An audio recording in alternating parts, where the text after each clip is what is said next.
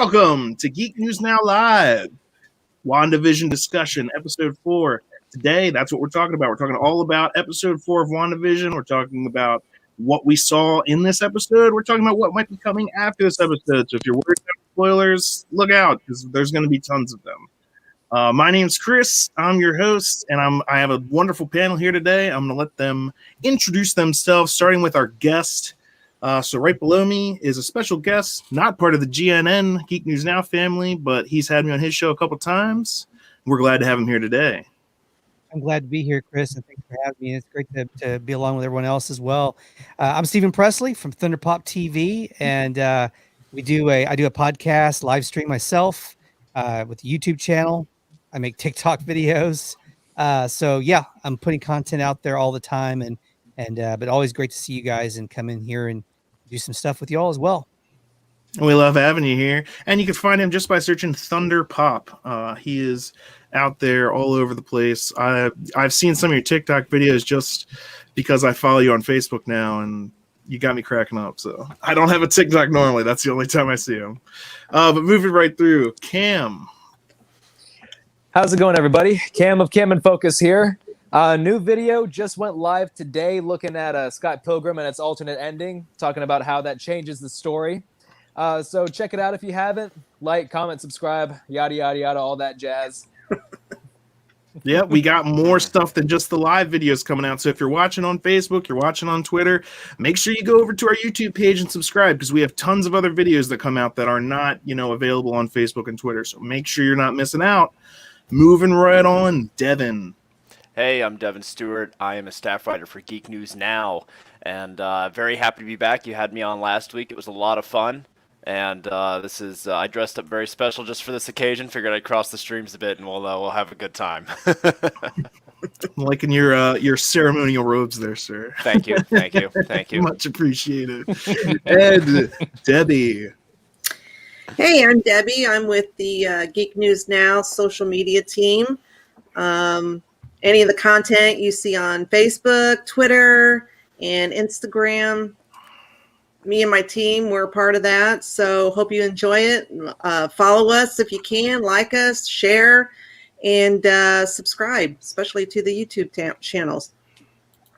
And speaking of which, on our new Facebook group, the GNN Greats. If you start following that, that's for our absolute best followers, our most passionate fans. That's where we're going to be starting our contests and giveaways. That's starting today. So make sure you go and you check out our Facebook page. Make sure you go and check out the GNN Greats and see if you can get involved. There's some great prizes, everything from action figures to comic books to DVDs, all different kinds of stuff that we geeks love. Now then, that's been a wonderful introduction. I'll say it one more time, though. We're getting into spoilers, so if you're worried about spoilers, here we go. WandaVision, episode 4. Totally different than the rest of the series. Yeah, it definitely was. It went in a very different direction than I was expecting. I was expecting another sitcom episode, basically, but it was nice to get some backstories, some background knowledge, and really get some context as to what's going on. Because up until now, it's been basically all nothing but speculation. It was nice to get some concrete evidence as to what's really happening. Yeah, I'm stoked to talk about this. I have had so many ideas and theories, and I rewatched it again before coming on tonight. So I'm just like fresh out the gate, like, this is nuts. This is nuts. I felt that a lot of it was just like, hey, those theories everyone's been talking about? Here's like all of them confirmed. Other than the most out there ones, like things like with Mephisto and things like that. Everything though was like, who's on the radio, and is that a real helicopter that came in, or a drone, or like what's going on? All of these things were basically laid out, and they showed us. One thing I really appreciated was the beginning of the episode. Because the only time that we saw the blip before now was in Spider-Man, and they made it kind of a humorous thing. Yeah. But in this, we can see just how much of a chaotic, crazy. I mean, we have people coming back that were gone for 5 years and in a hospital. Yeah. So that was even crazier too, because she was like, "Where's my, the person I was here for her, cancer treatment?" And the person who's talking to the doctor she finds is like, "Well, she's been dead for 3 years." and that was like 2 years after you disappeared, and it's like, what is happening? So that's so much chaos that they saved the world, but clearly, there are ramifications. Yeah, it's always nice to see how the blip affects not just the Avengers, but also the people that got blipped. Because they've been basically non-existent for 5 years, and they come back, and a lot changes in 5 years, especially whenever everybody that disappears comes back exactly where they disappeared from. So it's nice to see it from that different perspective, kind of outside the scope of the Avengers. Not to get too crazy with that and not to take it too far off, but what came to mind for me, we see everybody coming back inside the hospitals where they disappeared from. Just to put a kind of a moment out there, what about people that were on airplanes or helicopters or inside vehicles? Or are they reappearing? Did they reappear after the snap in the same place from which they vanished? In which case that plane isn't there anymore, the helicopter isn't there anymore. Are they now in front of a vehicle? It kind of puts into perspective the whole thing of just how messed up all of that is, and all of the unanswered questions we still don't. Suddenly 300 people appear above the Atlantic Ocean. Someone disappears right in the middle of the street, and as soon as they come back, they get hit by a car. Right? Are people reappearing in the exact same spot in which they vanished? That's you're hoping that it's not like that, but then there's even other more awkward things. How long did it take you to get over the person after they disappeared? Your husband or wife after they disappeared, right? And then you moved on, and then you remarried, and then, hey, honey, I'm home. What? And for that person, no time has passed. Yeah, exactly. You know what I mean? That's the crazy thing too. So you've had 5 years to either move on, blah, blah, blah, find some other purpose in your life, meaning or whatever. They come back, instant knife in the back betrayal, like that kind of thing is like, I know that there's stuff like that happening. So again, that's the chaos that when you just watch Endgame and, and you just have the snap come back, obviously it brought the heroes back. Yay. They saved the day. Yay. This is like the other side of that coin. No good deed goes unpunished. Mm-hmm. Yeah. And this is going to be used again. This is not the last time we're going to see the blip also. I think it'll be an entry into other aspects of this phase. And it's already proven to be a nice little plot point. Yeah, definitely. And speaking of the emotions of the people that were, vanished and then came back being so raw, that's what we're dealing with Wanda. She was snapped out of existence in Infinity War after losing Vision, which is after she's already lost everything else, like her brother, her family, everything, and then she finds Vision and finds him to trust it. Boom, loses him too, and he's not snapped away; he's just murdered in the head for the stone, and then. So that grief is fresh, and that's probably we haven't seen that for sure yet, but I would say that's probably what's causing this, at least along some line. I mean, we said in this episode, the last thing Geraldine or whatever her face is said when she comes out, it's like, it's Wanda. It's all Wanda. As if, and there was some question about that. And maybe I would say we're still not sure that it's just Wanda. Like maybe something else is exerting some sort of influence, but it could be because of her grief has driven her to these. What do you think, Debbie? Do you think it's like that there's something else that's, manipulating her, or do you think it's just her grief-stricken? I think there's someone else involved because, she does have some control of what's going on around her. Like she's able to reverse things, reverse time. And, if like when Vision started making his comment about, this isn't real or something like that. And she rewound him and he snapped back to his TV version self. And but when that scene where they showed her kicking Monica to the curb, she kind of looks like she's confused. Like, did I just do that? Or, and then she snaps out of it. And then she tells Vision, well, I've got complete control over everything, but I don't think she does. I think she has control over certain aspects of her reality. But I think there's something else going on, because when Darcy was watching the TV and they didn't see those little rewinds. Exactly. I was going to say that. Yeah, they didn't see Geraldine getting kicked to the curb or anything. I think that goes to reinforce the fact that this is Wanda's reality. And when she goes back and rewrites those things, when we see it played out on the TV, it's not that we see that get reversed. It just gets cut out. She cuts it out as if like dropped it on the editing room floor. She cuts that out of her reality. So it's not just like she has it now. This no longer exists here, but you can tell when it happens. It's like when there's a bad cut in a film and it jumps a jump cut or something like that. It's noticeable because like that's a place where they had to, if they had to do it, that's a clear sign of like tampering, which if you want your film to be like, I want the people to like vanish into this, escape into it. You want to not have that. It's something that brings you out of it, that shows you that this is not just a seamless. And so I think it's really important that they showed that that's what was happening, is that these reversals and things like that, she's actually just cutting it out. And again, of her reality. And you said she looked confused. I think that could partially be because she has to conform to her reality that she's in. And in this reality, she is not necessarily a crazy superpower. She has these powers, but that's kind of like a joke. We're not sure exactly what it is. But because the more she accepts that version of her, the more she like loses control over things. Like when she sees Vision in this episode for a split second when he's zombie Vision. Yeah, that was creepy. That was kind of creepy. Terrifying. Because that was when she was just using her powers. She was being Scarlet Witch, the real Scarlet Witch, the actual, not a sitcom, not a fake version. She was actually being her, exerting her Scarlet Wanda Witch, direct force. And so that's why when she was doing that, and then she looks up and sees Vision, because that's what Vision actually is right now.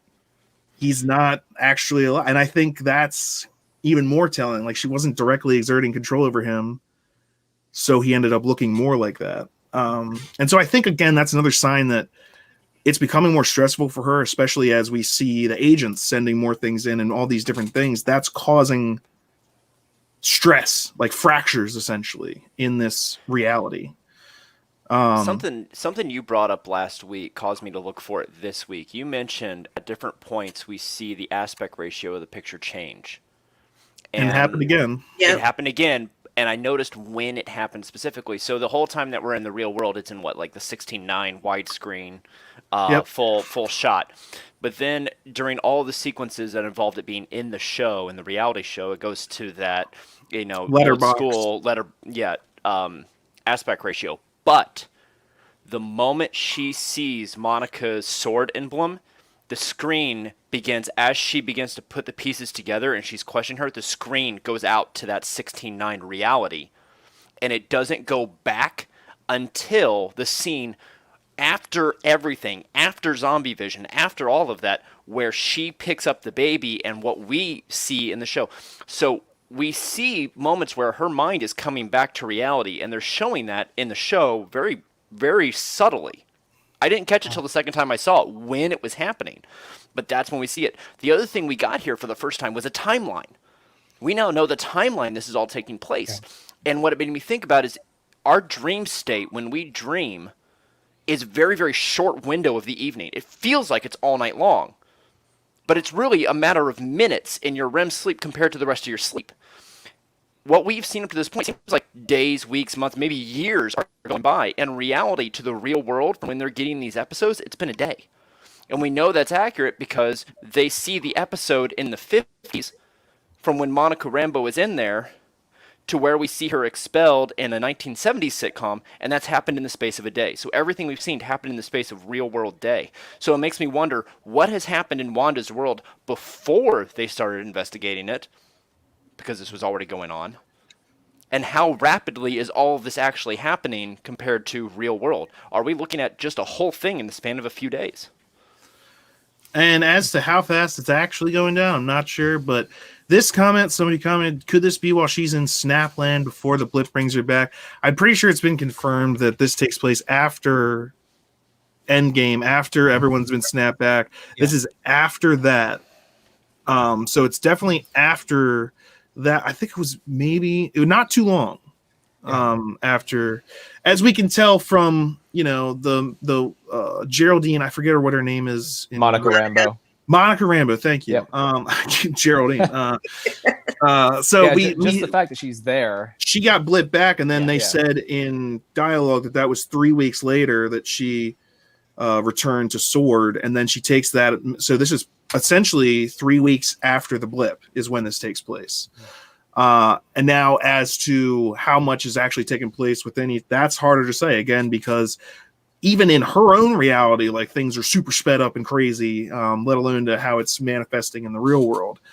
I thought it was pretty cool when they showed the beekeeper and how he was actually in that suit. And so like passing through that, just passing into that world kind of rewrites reality. The people. Yeah, even the people, because Geraldine, they even say, is she just trying to fit in? Like what is she doing? But she was just like, no, you've been rewritten. And it doesn't rewrite it just for the bubble that she's created, because Monica is expelled still wearing the outfit she was wearing on the show, same hairdo. So if if her outfit was converted the same way the hazmat guy was converted into a beekeeper, then when she was expelled, she's still wearing that. So it didn't just alter her temporarily. This is a permanent alteration to her appearance. Well, she also mentioned Ultron while she was in there, and possibly getting thrown out of there, especially by Wanda.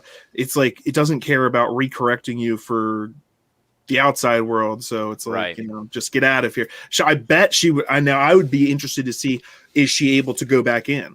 I would think it'd be kind of like, you put up a firewall.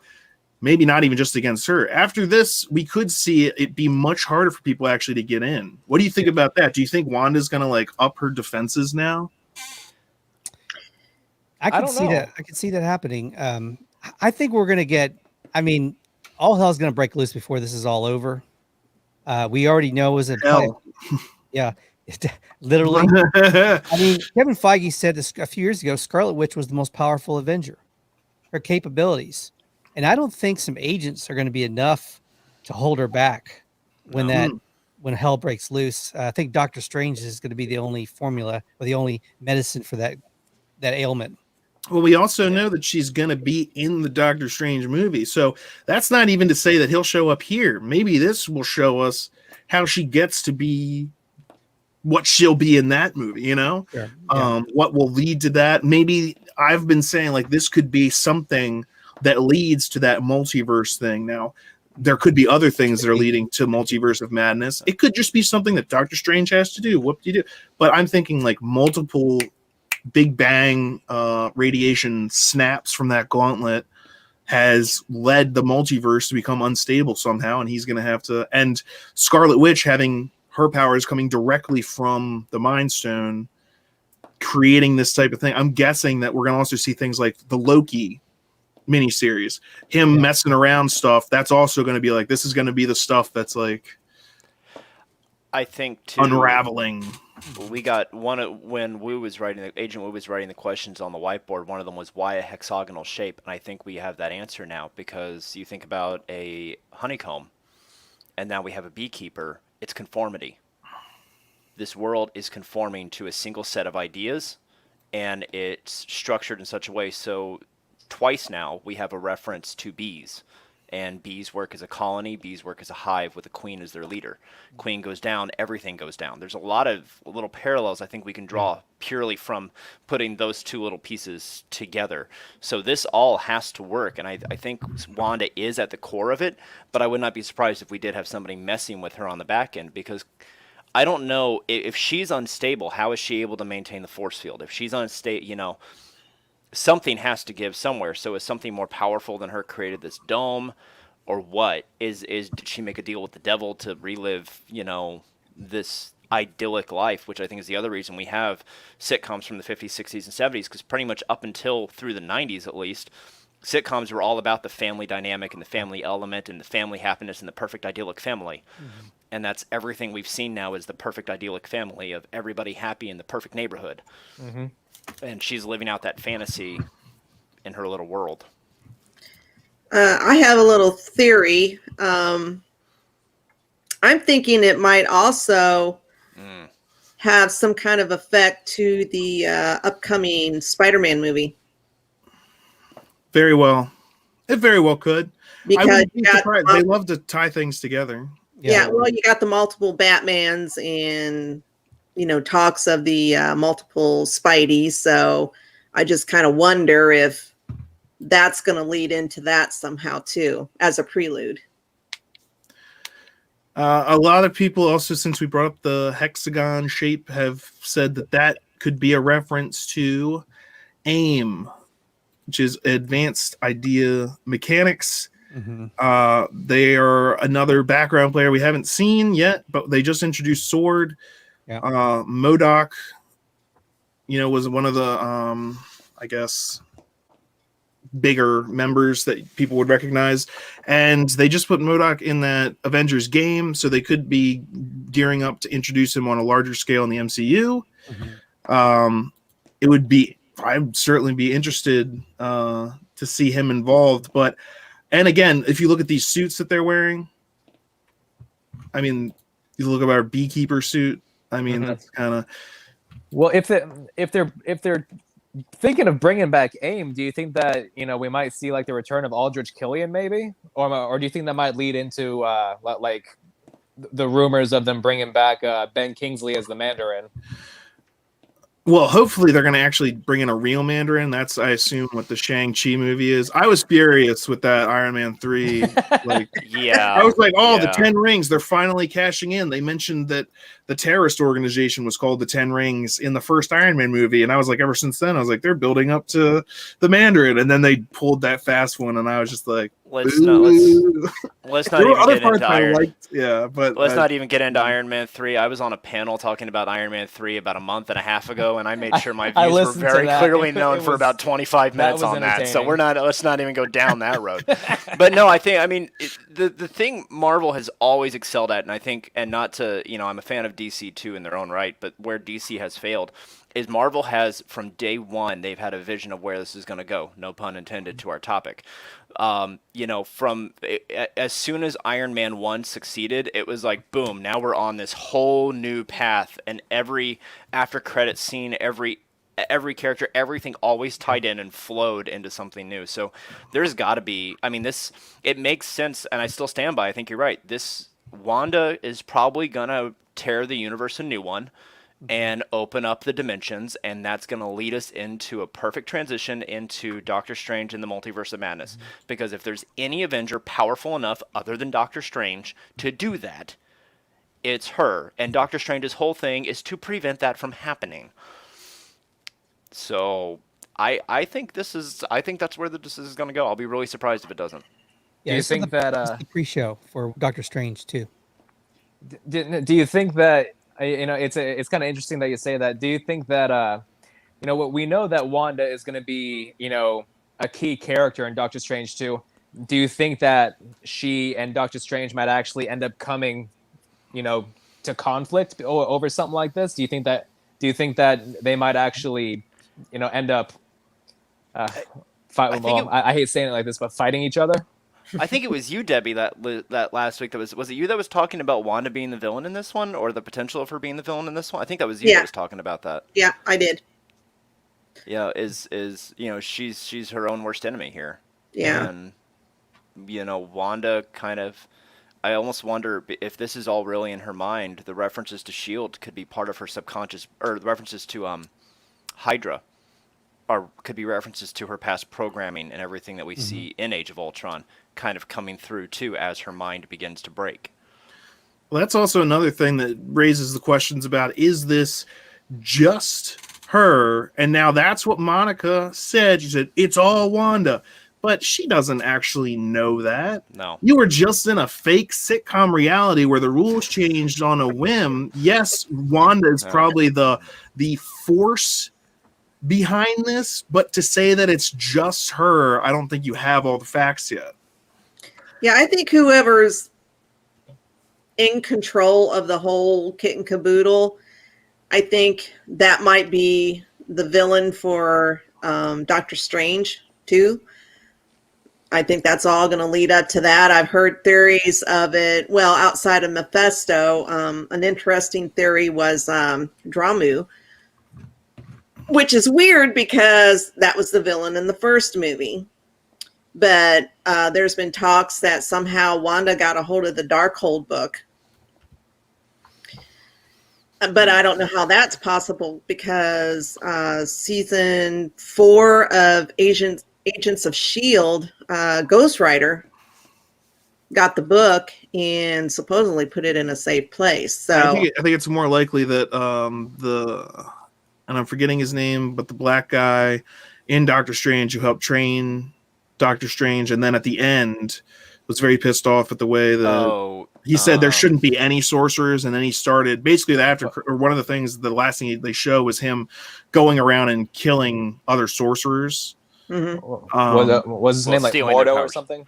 Yeah, Mordo, yeah, maybe. One of the played things, by Chiwetel Ejiofor. Yeah. Yes.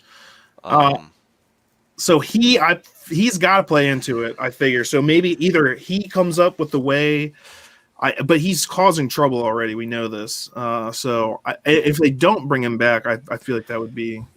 Well, how long did they say it was that Rambo was at? What was it? 2 weeks that she came back after? She came back to work after the snap. 3 weeks, I think. 3 weeks. So 3 weeks have passed now that we know real world from the events of Endgame and that battle when everybody came back, because that happened in one day. That happened basically. It happened and then Thanos shows up. So that was an evening. Yeah, there were 2 snaps in that one day. Right. So 3 weeks since then, Wanda is now here. So comic book universe, anything's possible, obviously, but realistically, something has happened in those 3 weeks, and that's not a lot of. In the grand scheme, that's not a lot of time. We also she was at Tony's funeral, right? Mm-hmm. Yeah, and she looked fine. So something. Well, she got to go. She basically got snapped back into reality and immediately got her chance for revenge, which we know she went and took immediately. She immediately confronts Thanos, says, "You took everything from me." He doesn't even know who she is because, of course, he's a past Thanos that's just trying to get there. And because, when you mess with time messes back. But so that, to her, even this victory is probably hollow as hell. So now, and then she has to say goodbye to Tony. And then she's probably, so what? She has 3 weeks to herself. What do you think starts happening? She gets into this horrible despair. Maybe she starts thinking, I can make reality better than this. Maybe she starts binging Nickelodeon or Nick TV, classic television, and then there. We'll see a flashback to that. I'm sure we can see it. There was a theory, and I think we've debunked this by proxy, but there's a theory that when Vision was destroyed, that thank you, David. I see your comment there. That when Vision was destroyed, he did what Jarvis and what Ultron did, and his consciousness went back and basically into the computer world, and he became Jarvis once. Went back to being the personality of Jarvis, and that he himself started going through and saw all of America's sitcoms and was trying to create this world to protect Wanda, and bring his consciousness computer. It was a very, very, and it had loose ties back to. We just talked about him last week. The German doctor who put his brain into the computer in Winter Soldier. And I think we're pretty well past. I think it's safe to say Vision is dead at this point, and that he's clearly a recreation in her mind, because that was quite frankly terrifying. And that was super dark. Marvel, way to go. Yeah, credits to Paul Bettany on that one for really making that creepy. But yeah, that was haunting. And it kind of makes me wonder, like, because in the last episode, whenever Vision was talking to I can't remember her name in the sitcom, but she's being set up to be Agatha Harkness. Oh yeah, but yeah. But when he was talking to her and the neighbor, I can't remember his name either. Names. Holy crap! and they were talking to him about Geraldine or Monica Rambeau, and he seemed clearly very like disturbed by that information. It makes me wonder, like, how aware is Vision Like, is he just a product of this, reality that Wanda's created, or does he have some sense of self-awareness? Well, I kind of wonder if this was a theory I seen, and but that when he was in Wakanda and they were trying to take out the stone, that somehow he got downloaded, or part of him got downloaded into their vast computer system that they have there at Wakanda. They did mention, like, you saw how close Shuri was to getting him disconnected. And that was a big point, is that it was actually possible to disconnect him from the Mind Stone. They just ran out of time. So you got to wonder, like, how close were they? Is it possible that something survives? I mean, we saw even when Ultron killed Jarvis, he wasn't actually dead. He managed to, go and survive, and he ended up being that hacker that was like, defending the hub of the internet or whatever. And that's like, oh, I found, Jarvis is still alive. He's out here doing this. So it could be there's some sort of Jarvis or Vision or something somewhere. But even if there is, even if it was in Wakanda, how did it get to New Jersey? Why are we in New Jersey? Is that because their old SHIELD base used to be in New Jersey? But this is clearly a town called like Westview. And they even were mentioning that this was a town. With like citizens and stuff like that. And then when they were finding the people who were actually in the shows, they were real people. Now, did we figure out whether those were people from that town?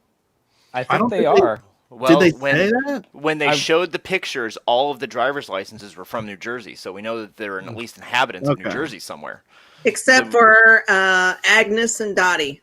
Those were the only two that were not identified. Yeah, I think they are residents of that town because if you go through and you watch the other episodes, some of the things that they say, that they might seem like kind of throwaway lines, but there are certain lines of dialogue that these citizens say that have a deeper implication of them being trapped, and I feel like Wanda's essentially taken this entire town hostage, and then why? Now, I think some of the details in this episode that have been glossed over just because there's so much else going on are like the initial reason why they were going to that town. The FBI was going there. And by the way, this is bringing in a bunch of side characters from like a bunch of different Avengers movies. And even What's-Her-Face says it when they're in the van pulling up to the place. She's asking what people's professions are, and they're just like crazy scientists of every different thing. And she's like, okay, so they have no idea what they're dealing with. What is it with superheroes this year hijacking other people so they could relive their boyfriend being still alive? Seems to be a trend here lately. Oh, I just wonder if this is Wonder Marvel's Woman. version of the Truman Show. Yeah.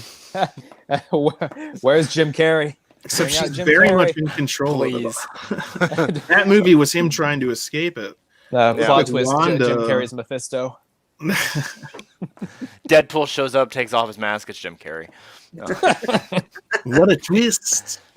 There's so many little details that happened this episode.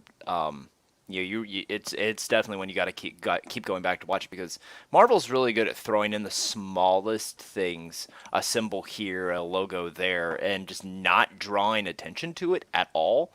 But it was, we finally know who was making all the notes at the end of the first WandaVision episode when it panned out, and we see who it was, and it's they actually included that clip in this Darcy in this episode at the end of her watching like the first episode. They show that and so last time we were talking last week, I asked the question, when do you think we're going to see like interference from the outside world? When do you think this is going to come to a head? And some people were saying they didn't think it was going to happen until much later in the series. I thought it was going to happen immediately.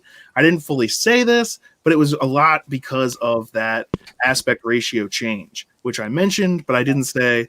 The reason that they're doing this is literally because they're taking us out of the sitcom and taking us to the outside world. And that's telling us that the next episode, I didn't want to say it because I might have been wrong. But yes, indeed, they went out of the sitcom world.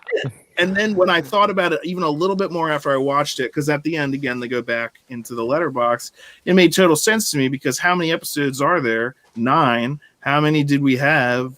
You know, and then this is the one that kind of sets us into the, okay, so we had just the sitcom, and then we had this one that explains everything that happened while we were just in the sitcom.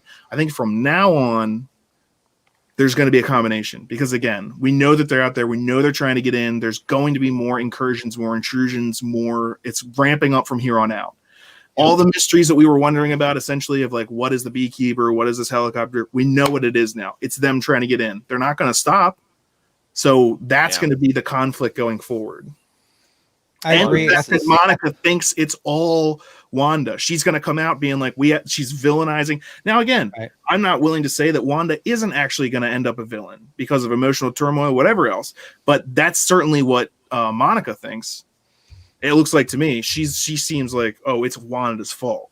I think like Darcy's going to be. Oh, go ahead. Go ahead. I was just saying it's going to be like mini Civil War where Tony Stark kind of got into this dark place for a little while and he turned on the captain and there was that back and forth. There's going to be a little mini war between her and the agents and Doctor Strange and maybe another Avenger. But I think it's going to be blow over pretty quick, though. And they're going to turn their weapons towards the actual real villain. Well, I think it's going to end up, whatever the culmination of this is going to end up shattering this pocket reality. But I don't think they're going to, I don't think like at the end of this, Wanda is going to be like, okay, I'm Avenger again. I think she's gonna get away and also now be considered a threat. That's my guess. I can see that. Yeah, if you think about it, I mean, like Wanda's been one of the characters for whom being an Avenger has not really been a good thing, because but basically, as soon as she becomes an Avenger, what happens? She loses her brother, and then what is it? A couple of years after that. Civil War happens. Why does Civil War happen? Basically because of her. Well, not entirely, but she's the spark that set off the bomb. She blames herself for it. And really what she did was she saved that whole marketplace because them and Captain America would have all died. But all she can think about is the fact that she's the one who moved it up there. So she's the reason that those Wakandans are dead. And it's like, but even thinking about it that way, that's flawed thinking. The reason those Wakandans are dead is because you did your best to save alive as many people you could. And there was a terrorist you were trying to stop. It's the terrorist's fault.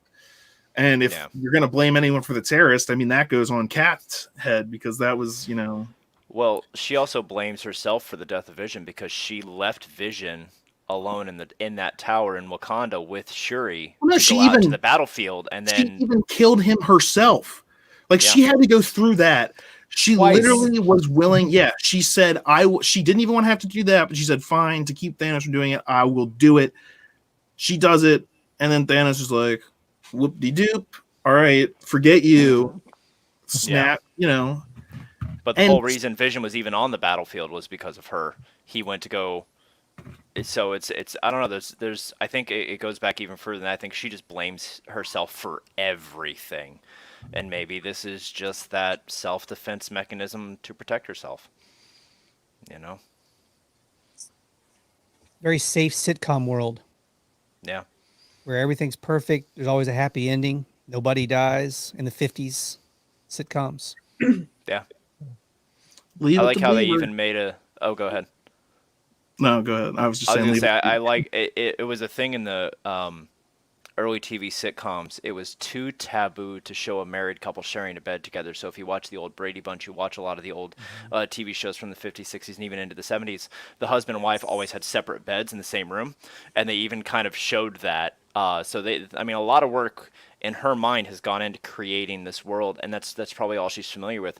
And who knows, that time that Stark had her locked in his building, who knows what TV she watched, that kept her busy because she was in lockdown inside of, the Avengers complex. You're just going to keep showing this again and just breaking all of our hearts over and over again, aren't you? It's extremely relevant. Oh man, it's but I hadn't thought about that, Cam, that she she really hasn't had that great of luck as an Avenger. No, she really hasn't. And I feel like that, by the time her story, throughout Phase 4 is over, I don't think she'll be an Avenger anymore. I think she'll go off and do her own thing because, Like she just gets the shaft at every turn. Yeah. Yeah, and there's only so much heartbreak somebody can take before they decide that, what's causing them the heartbreak isn't for them. Yeah, definitely. I can see the motivation there for her not wanting to be an Avenger. She can still be a part of this universe without being an Avenger. Yeah, of course. Yeah, absolutely. There's plenty of room for, and unless they can come up with a really good reason why she would want to stay with the Avengers, they'd have to come up with something really good. I think Darcy's going to be her only advocate. I think everybody else is. You have all these military groups there. You have SWORD. You have the FBI. You probably have Homeland Security at this point. But I think Darcy's going to be the advocate because now you just had a SWORD captain shot out from there quite aggressively, saying Wanda's in charge of all of this. There's going to be a military response. There's already been a military response. Yeah. And Darcy, I mean, she even makes the comment kind of watching. She was like, what? I'm infested. I think she's kind of always been the one to challenge authority. So I think she'll be the one that's like, hey, guys, wait, I think there's another way to handle this. Is it Agent Wu? Is that the guy's name, the other guy? Yep. I think he's also going to be part of her team on her side. We've already seen him butt heads a little bit, and that when that SWORD guy, the head of SWORD, made the comments like, "Oh man, they must be missing you back at Langley" or something like that. He was like, "No, softball season's over." Because softball season's over. So essentially, like, it was also a great nod to Ant-Man. If you enjoy those movies, when he does the flip with the card, close-up magic, it's great to see that he's been working on that. But I also think because of the other stuff, like essentially the way he talked to Wanda when he was on the radio, who's doing this? And he was immediately the way that he was talking was like, something's wrong. It can't be her fault. And so, like, the interesting thing I think is going to be is like, is actually someone else manipulating her, or is this mostly just her? Whether grief-stricken or whatever, that's doing this. And then how are these people, like you said, the advocates for her, going to react if it actually comes down to the fact that you can't still think of her like Wanda the Avenger? You need to think of her as Scarlet Witch, the potential enemy, the potential threat. Their strategic weapon observation, or what is it? SWORD. I forget what it stands for. Sentient weapon observation, recovery, discovery, or something like that. Sentient weapon observation. Yeah, so exactly. They're not friends of hers. No. I mean, they were created, I believe, by Fury basically after Thor showed up. After the events in New York. So clearly that's their whole thing is, look, there's a threat. And they even mentioned at the beginning of the episode when they're saying, there's a lot of threats out there. She's like, yeah, there's a lot of threats out there, but there's a lot of allies too. Mm-hmm. And when they mentioned they were going into AI and smart weapons, she said, I thought we were, observing of these things, not manufacturers of these things. But he basically says, you got to fight fire with fire. That's exactly what Nick Fury was doing in the first Avengers movie whenever he was looking for the Tesseract. Yep. That's exactly what it was. The terms sword and shield, and also even in Iron Man 2, when Justin Hammer is, commenting on the Iron Man weapon, he says, he claims it's a shield when really it's a sword. And so that's just another microcosm of like, what are these things meant to do? If shield is meant to protect, then what is sword meant to do? Well, clearly Fury's not involved in any of this because isn't he in space? Yeah, who knows where Fury is at this point? And I think it's gonna be a long, long time till Sam Jackson comes around again to find. Yeah, he's being handed, pina coladas by Skrulls. I mean, come on. What is happening? Yeah, he might show up in Thor. Maybe he's in space. Yeah, there we go. But I mean, go back to Winter Soldier when he had the hover carriers that were designed to discover threats before they became a threat. Project Insight. This now SHIELD is going down that same path. So I say clearly nobody read Fury's notes on how badly that went. Because here we are, but that's the thing: is history repeats itself by those who don't pay attention. Iron Man Yeah, have to go through it yourself. Yeah, Iron Man thought being the nuclear deterrent was the best idea right up until, somebody else came along. Well, and he changed his tune pretty quick on that. Um, so I think Sword is just everybody is gut reacting. Everybody is reacting. This is happening. Okay, now we got to do this. This is happening. Now we need a new government agency. This is happening. Now we need this response, and it's a mess. So do you guys think it's remotely possible? They only mentioned it in passing, but the guy in witness protection that they went there for in the first place, could he or she have something to do with what's going on under the dome? And who is it? Do we know? No, No, we haven't found out that yet. but evidently it was one of Jimmy Woo's. It was his witness or whatever, and an Ant-Man, he was in charge of watching over Scott Lang. So if he's in charge of watching these types of people, my guess would be that whoever is the missing witness, could be the same type of person, and they might have something to do with what's going on too. Well, I mean, run through the list of people connected to Wanda. I mean, that's a. There was that. kind I of a mean, short Agatha's basically the person that we don't know. I mean, like, who's in that town that's not supposed to be that? They haven't identified yet. It's like her, That's right? true. Agnes and Dottie. So, like, who's in witness protection? Obviously, someone that wouldn't be living in the town.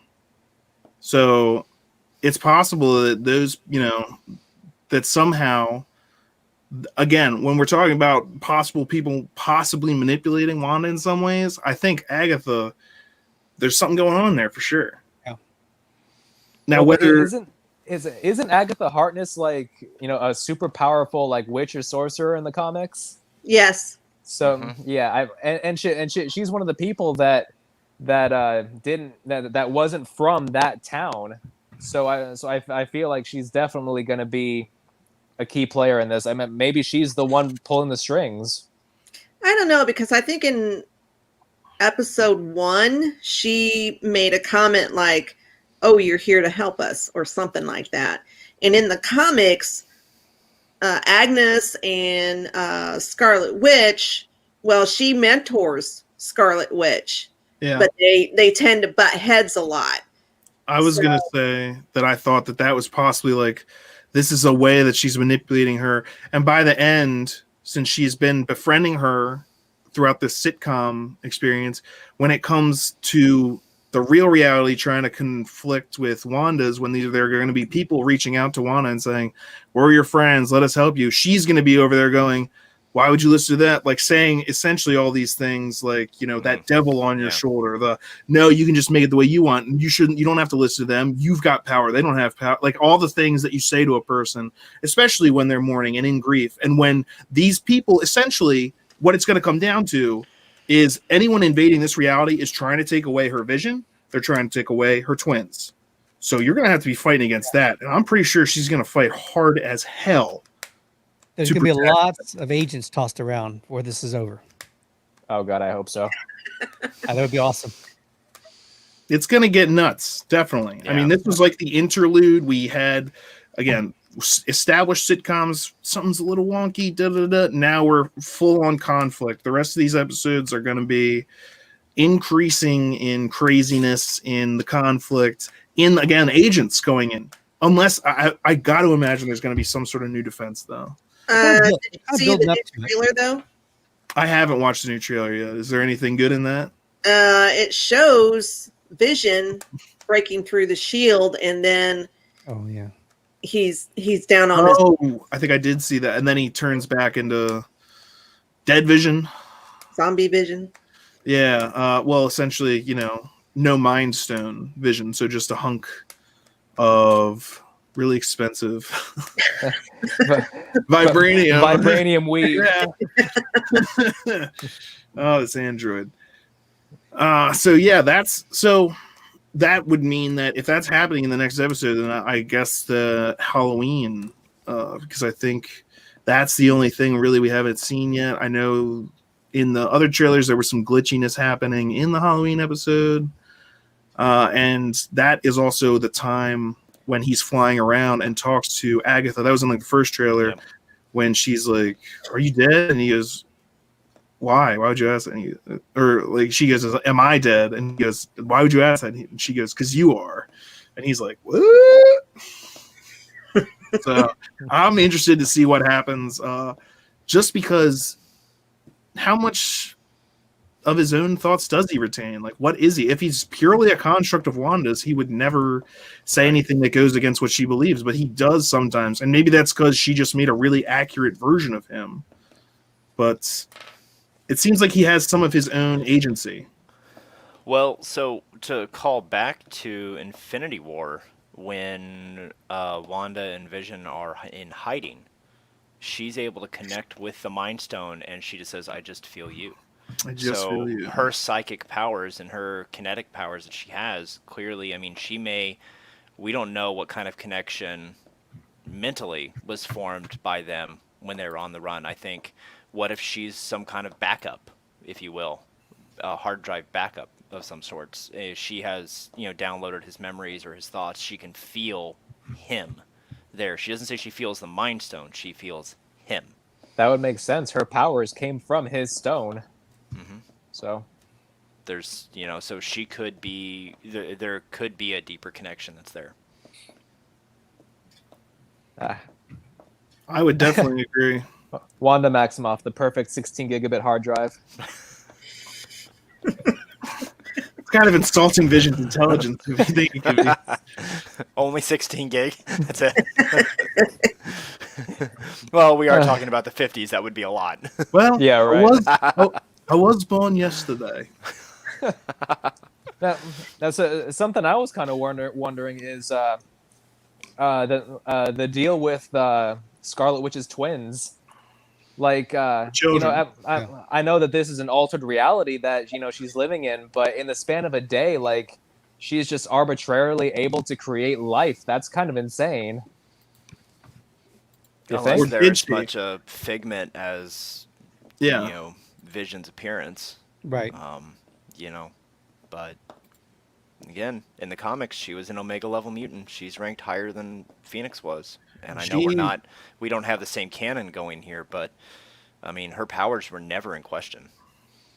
Yeah, and now that again Disney owns Fox and mutants, they can certainly start exploring things down that path. I think a lot of people were kind of expecting that to happen in this, which I did not think was going to happen. I do think the events of this show will end up leading in some way, like a stone that like causes the ripples that, one of those ripples is, but I think more of that's going to be in Multiverse of Madness, which again, she is also in, but I think this story is more concentrated again on Wanda and Vision as well. It should be. Rather than the multiverse and Strange and everything else in a bigger picture. This is literally just giving her, like, this is what's happening with Wanda right now. She could destroy the Mind Stone because her powers came from the Mind Stone. Do you think she could have the same effect on other stones? Do you think, I just spitballing, let's say Loki shows up and he has the Tesseract, he has the Space Stone, that would, if she were with her power able to affect that would certainly rip the universe a new one. Absolutely. I would guess no, but I would also say that destroying an Infinity Stone in the first place always seemed like kind of a crazy thing. Like, don't these things need to exist? Even when they're talking to the Sorceress Supreme, when Banner she says, like, if you take this out of this reality, like, we've created a doomed reality. So, like, what happens if you destroy the Mind Stone? Doesn't that create like another doomed reality? So I think that was part of that plan, was just pure desperation. Well, if you think about it, like, their reality kind of is the doomed reality, if that's the case, because in the current timeline, all the stones are still destroyed.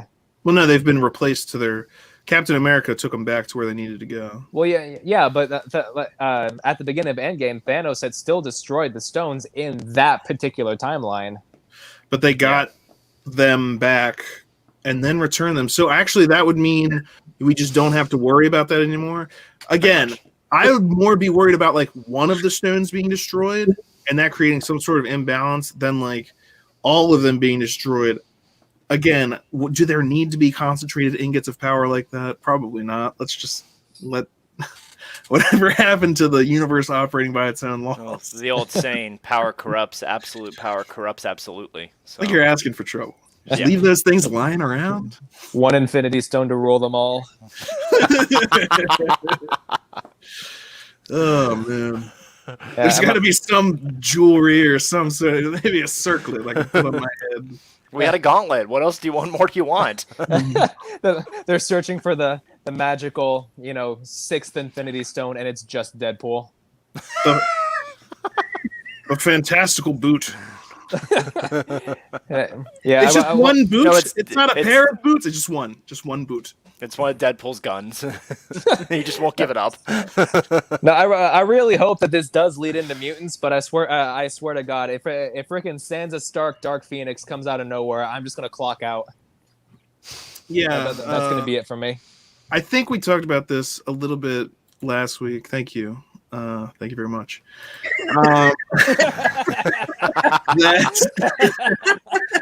Joe Rogan sounds like me. That's great, man. You ever tried DMT? Okay, now we sound like Joe Rogan. Jamie, can you pull that up for me? Anyway. Roll that beautiful beat footage. Roll it. Oh, we've gotten off topic. I forget exactly what I was going to say. I got too distracted by that. Thank you, Mike. Matt Fike. I don't know. I'm not going to try to butcher that anymore.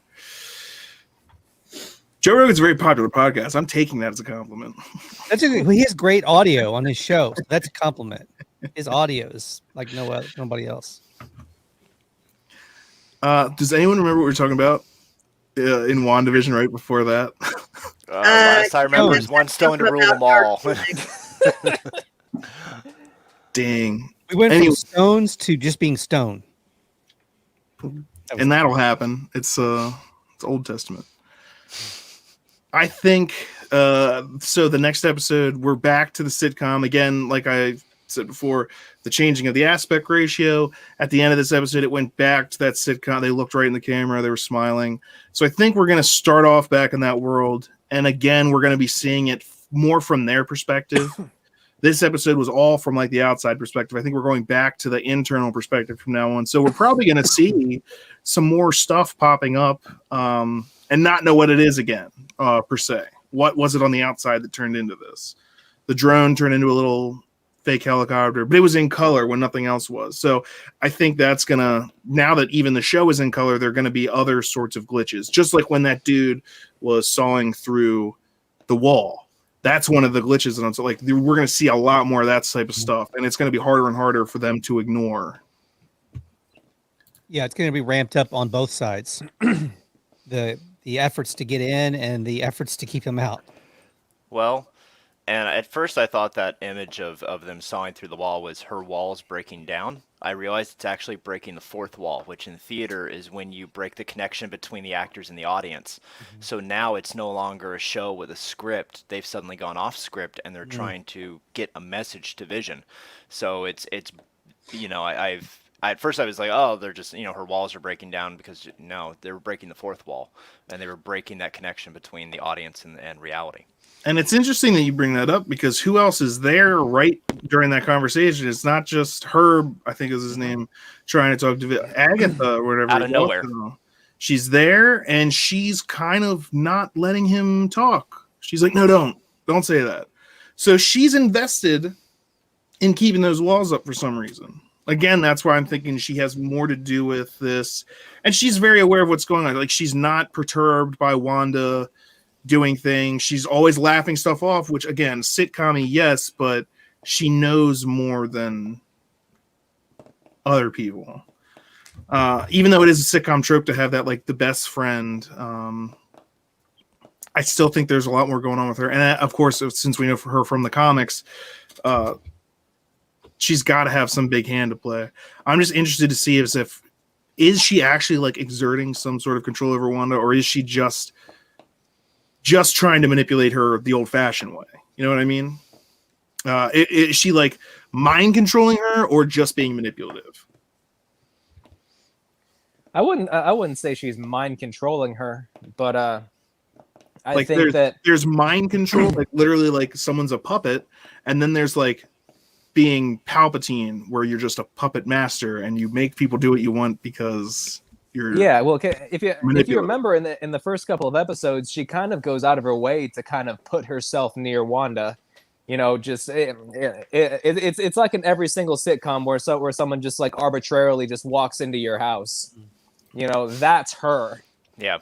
And I think she's gonna continue doing that, and probably to a much greater extent. I think she's gonna be the one to sow a lot more doubt into Wanda, and maybe make her do something incredibly drastic. Well, more so than she has already. And I think they're setting up a good time for conflict to be happening. What with us again moving into the 80s and 90s areas of sitcom where you have more dysfunctional families. Back in like the 50s, 60s, you had these idyllic families, like Leave It to Beaver. You know, anything that happened was just kind of like a wacky misadventure, but then you go back to your, you know, everyday great normal life. As opposed to like once you start getting into the 90s, you do have things like Married with Children. And that's not to say like back in the day you didn't have anything like Archie Bunker was kind of dysfunctional, but it would be interesting if they did a thing like Full House, considering her real life sisters are on Full House, but he was a single dad. You know, he was a single dad raising his kids. I think it would be funny if they had like a Cheers episode where just everybody knows your name and it's in a bar. I think that'd be hilarious. I'm holding out hope for Malcolm in the Middle.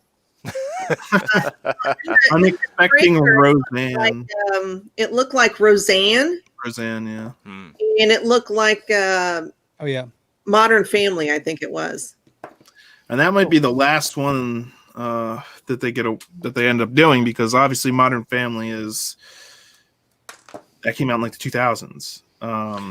Well, the timing works out well too, because a lot of the shows, the dysfunction family shows, focused a lot on teen dramas, and now we have the kids entered into the picture, and we're going to see them grow up, and so you have, you know, if they are in fact going to be Wiccan and Speed. Thank you. If they are in fact going to be Wiccan and Speed, then now we have them discovering their powers, them trying to control them, Wanda trying to control the whole universe.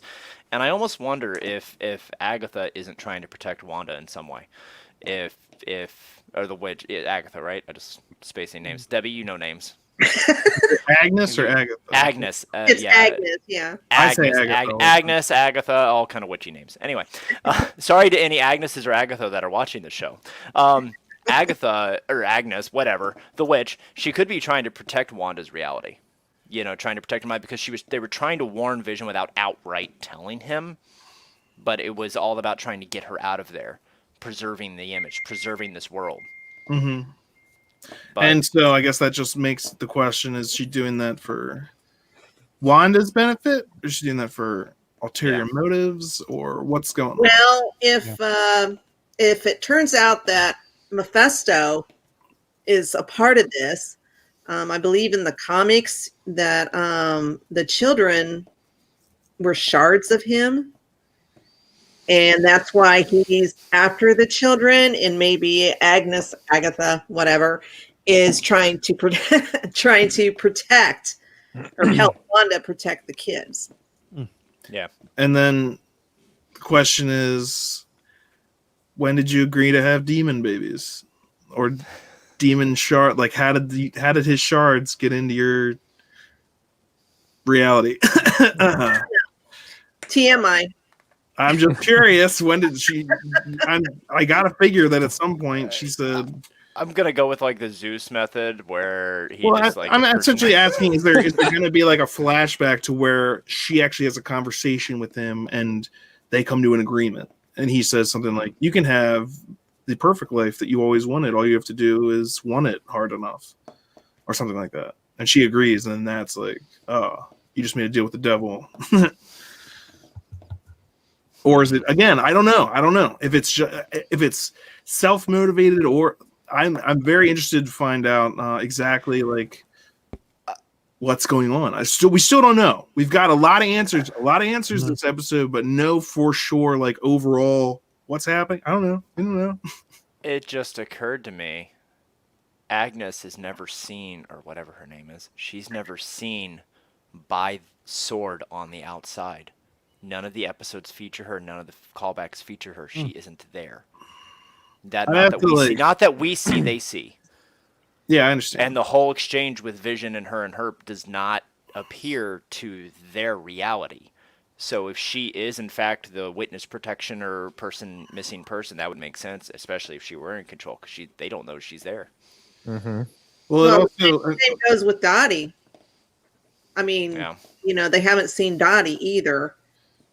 And we've seen also that the broadcast is not just everything that's happening in there, and that it's a manipulated version even of what's happening in there, and that it's not in real time per se, because when they're watching it in real time, again, those parts where things get reversed and that they don't see that, they just see a jump cut straight to the next thing. So it's also curious. It's like, why are you able to pick up that broadcast? Is that someone's way of like asking for help, or like, something like that? But if so, then why are they seeing the manipulated stuff and not just the regular stuff? And then so there's still tons of questions. Which is a good thing. Yes, we shouldn't have all the answers yet. We're only on this is episode 4, so 5 more episodes to go. And they're patient. They're going to wait. They're going to all that stuff, all these questions we have is going to be trickled out over the last, how many episodes we have left? 5? Mm-hmm. We trickle out over all across the 5 episodes. It's not going to happen in just the next 2 episodes. As well it should be.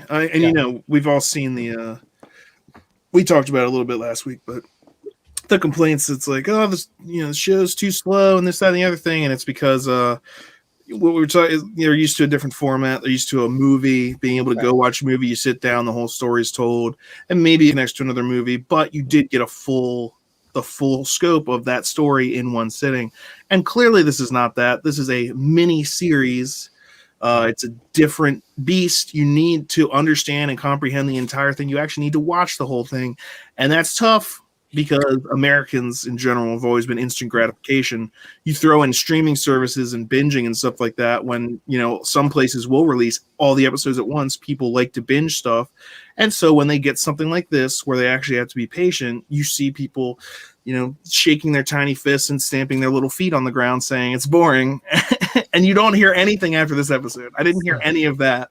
No. There's nobody going, the show's boring. Everybody universally agrees this is the payoff. There's a lot of people going, oh. Well, yeah.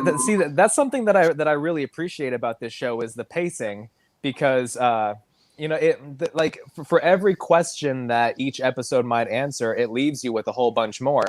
I'm sure that a lot of you have seen shows that start off like, okay, this is the plot, this is the world they live in, these are all the characters, and every character has to spout off one of those, type of expository monologues. You've lived here your entire life, and you know that your father died, blah blah blah blah. And yes, I do. Why are you telling me? Exactly, and it's always some kind of huge expository, just freaking headache of television. But this one, then they're very, very sparse with their exposition. Like that, no, there was some heavy-handed exposition in episode 4. Whenever Monica got to Sword, and the guy is like, well, you've been here for a long time, and it's like, okay, I'll just trudge through this. But otherwise, there's been very, very little actual blatant explaining going on, and I really appreciate that about this show. I love that it has that air of mystery and suspense and tension, and it's really paying off, and it's really making this episode, it makes it feel that much more special, because now you went through these past 3 weeks of not knowing, and then you have this little moment of relief. It's like, oh, okay, now I kind of know why that's happening, but at the same time, why is this happening? Mm-hmm. And I don't know, I really appreciated that, and I really hope that Falcon and Winter Soldier kind of keeps up that motif of good pacing and trusting the audience to want to come back for more. And I think they will. Again, it's getting people used to the format of it and realizing that these aren't a movie, and also that you're going to be getting other ones, and that this is like a different sort of event, and the payoff is different. It's gonna be better because you're like building it over these weeks, and as you can see just by the payoffs we got from this, you like getting those payoffs, seeing what things were, the hints and the things that they were building up. You like seeing those payoffs, and that's just a tease of the actual payoffs, that we're going to get. And then again, this all weaves into their larger narrative of the MCU. It's a pretty interesting thing they're doing with the shows. I'm interested to see, again, like after the end of this one, because this is really their first venture into this, and then after Loki and Falcon and the Winter Soldier, and then their next movie, I want to see like how they're tying together basically all these things. Like, how essential is it that I saw all those miniseries before seeing this, or things like that? How much of an effect is that having? And I think probably it'll be a lot like their movies, in that it's not necessarily necessary for you to see like every single Marvel movie to go watch an Avengers movie. But if you do, you'll get, more out of the experience. And I think that's a good way to promote your streaming service too, is having something that's week by week by week. And then at the time when one of them ends, you have a new one starting up, and then week to week to week.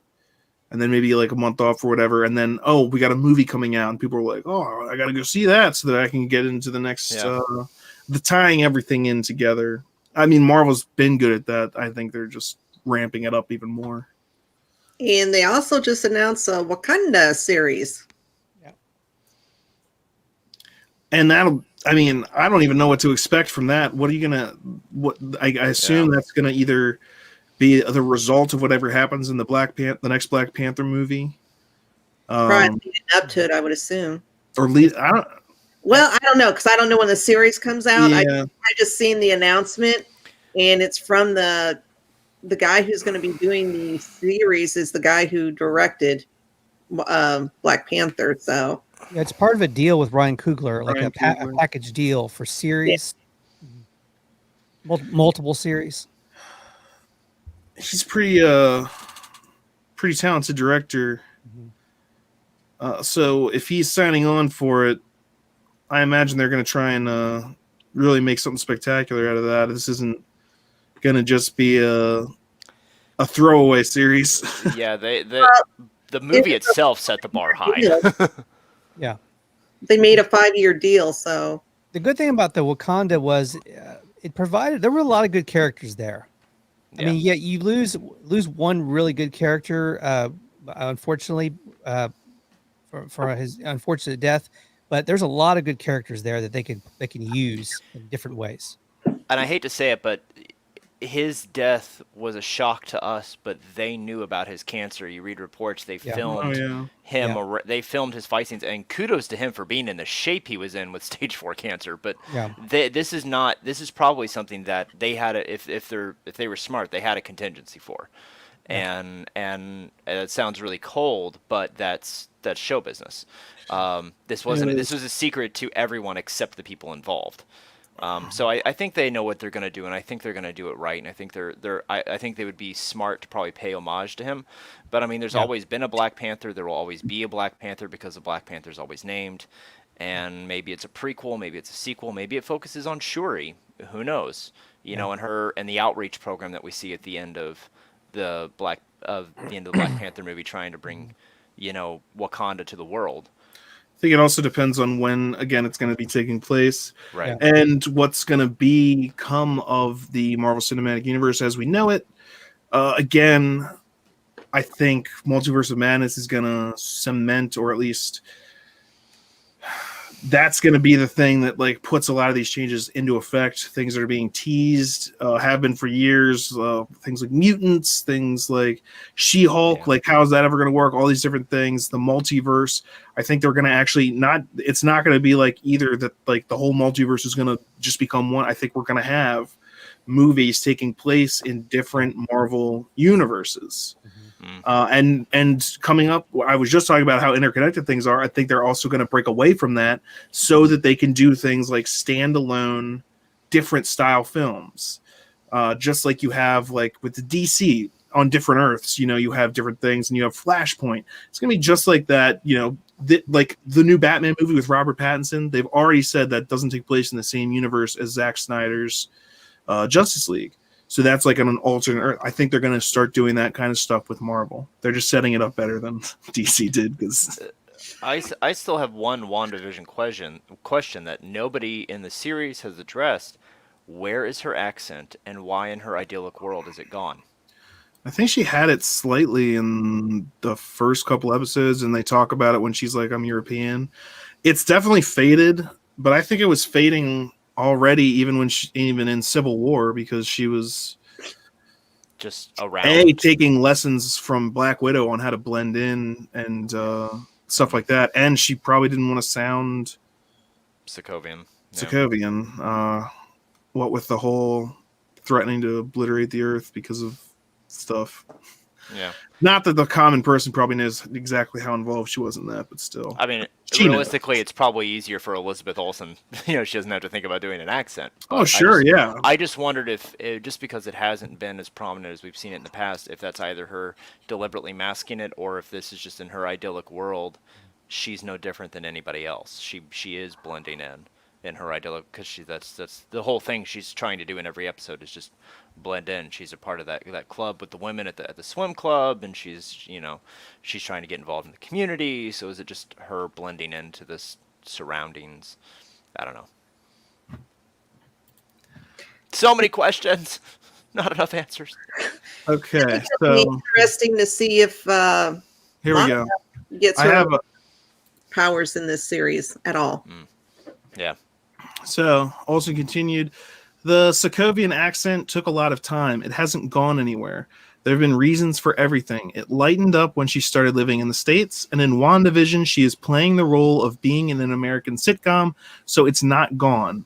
It is absolutely still there, and that's what she said about it. So, as she said, there's reasons for everything. So, again, blending into that American sitcom world is probably part of it. I wonder how much input she had in the character in all of this, because she's the one who developed Wanda as a character into who we see. And actors often have their own, you have what's on paper, and it's up to the actor to bring it to life. That's their job. So I wonder, I'd be interested to see that if she had a lot of input in the way this goes. Okay, so she also said, the Sokovia accent was created by me and Aaron Taylor Johnson and our dialect coach, because it's a fake country and we could find different sources of Slavic sounds, Olsen said. We wanted to make sure it didn't sound Russian because Black Widow speaks Russian, and so we just needed to sound more Slovakian. So we created these sound changes that worked for Aaron's British accent going to Slovakia, basically, and my American accent, so that we sounded related. And then all of a sudden, all these different characters had to speak it in different films. So that's her talking about just the creation of that. Did we just lose somebody? We just lost Cam. Cam! I don't know what happened. But the snap. He'll be back.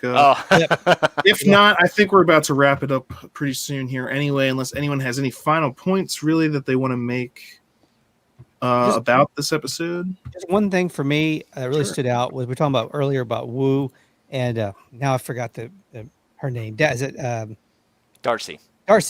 Darcy and Wu coming back, and how they continue. I like the names we keep forgetting.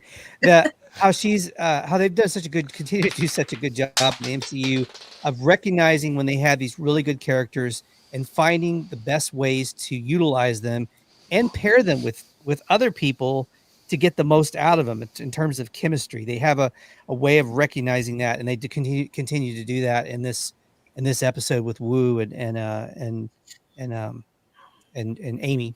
No, just kidding. Yeah. And people, by the way, now are wanting an X-Files show with those two. There was people on the web calling for that. I'm sure y'all saw that. Yep. We want a new spinoff now. Get her the coffee. Another spinoff, yeah. Get her the coffee. Yeah, exactly. Can I have a coffee already? Okay, so I think that's about it for today's. Oh my gosh, feedback. I think that's about it for today. I want to thank Steven for being with us from Thunderpop. If you want to look up more of his stuff, you can search on Facebook, you can search on YouTube, look for Thunderpop, and he's got a lot of, and on TikTok too, apparently. I don't use it, so I always forget, but I've seen your stuff again on Facebook, and I'm just like, this is, I kind of see what TikTok is about now, I guess. So thank you for being here. Cam is gone, but Cam in Focus, he makes some great YouTube videos for our YouTube channel. Devin, thank you for being here as well, writing those wonderful articles for geeknewsnow.net, where you can always find the latest geek news. And Debbie, thank you for being here as well. You always you know a lot about this stuff, more than me for sure, about like the House of M storyline. So I'm glad that you could be here and share your knowledge with us. And I'll probably have you guys on in the future to talk about this. I want to give other people a shot as well, but I very much enjoyed having you on. So let's do it again soon. Thank you. Yeah, appreciate it. Thanks, guys. All right. And for everyone watching, thank you very much for tuning in. Don't forget to like and subscribe to our YouTube page, because again, we have a lot of stuff that comes out that is not coming out on the Facebook and Twitter accounts. So make sure you go to our YouTube page. And Devin, those are some sweet Jedi robes. Yes, I love them. They're super warm, and I'm dying over here, but it's totally worth it. That's show business, baby. Okay, Yes. we'll see you next time.